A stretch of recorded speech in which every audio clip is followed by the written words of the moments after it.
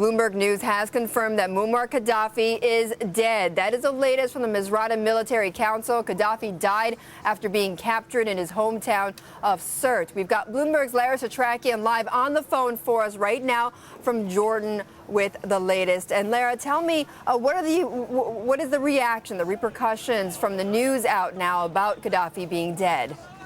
Well, Betty, this is the win the world was waiting for, especially here in the Middle East. Qaddafi spent more than 4 decades in power. He was a man who was dreaded, who was feared, and he had gone into hiding in Sirte, his hometown, that had been really the last stronghold for Libya, as we've been reporting, especially this week. There had been this feeling that the revolution was 99% complete, but not totally done, and now it's over. And that's what everyone had been waiting for. The National Transitional Council that's been ruling the country effectively, certainly for the past few months, they have said all along that the real transition to democracy won't begin, the real country won't take shape until this happens. So this really is a stepping up of the revolution, of this regime change.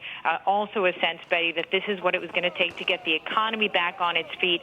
There was still fighting around Sirte, especially heavy over the past few weeks.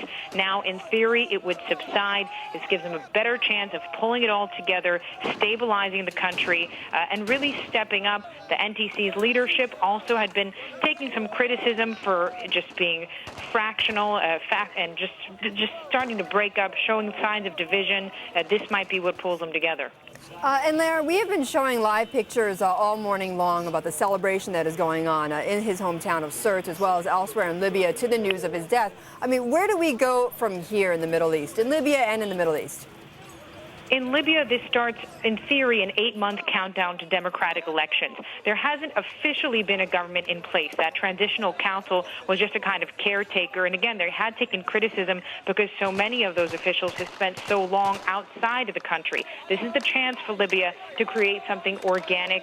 People, at least here in the Middle East, feel optimistic. Tunisia holds its first free elections this weekend, a dramatic turning point, the first of its kind since the Arab Spring. And Egypt, there's a sense that the revolution is still in progress. I spoke to civil society activists this week. They say Egypt's revolution is hardly over. They're waiting to see what direction their country goes. So on top of that, of course, there's still unrest in Yemen, in Syria, reports out of Bahrain that there's a sense that we're still really waiting to see how all of this pans out, but it is most certainly shaping all of these societies, Betty, and we're watching closely.